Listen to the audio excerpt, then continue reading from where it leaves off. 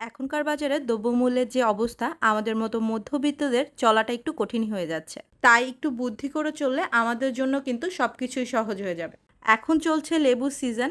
৮ দেশের মোটামুটি সব জায়গাতেই ২০ টাকা কেজি দরে লেবু পাওয়া যাচ্ছে।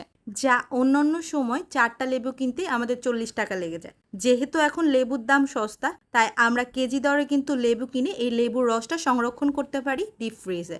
যখন লেবুর দাম চড়া থাকবে তখন কিন্তু এই লেবুর রসটা আমরা ইউজ করতে পারি, যা আমাদের জন্য সাশ্রয়ী হবে।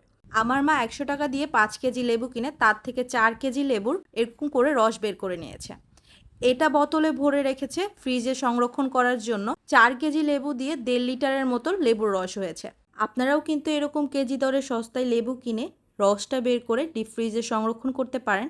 গ্রীষ্মকালে যখন লেবুর দামটা চড়া থাকবে তখন কিন্তু এই লেবুর রসটা দিয়ে দুপুরে অনায়াসে মজা করে লেবুর শরবত খাওয়া যাবে, যা আমাদের মতো মধ্যবিত্তদের জন্য অনেক সাশ্রয়ী হবে।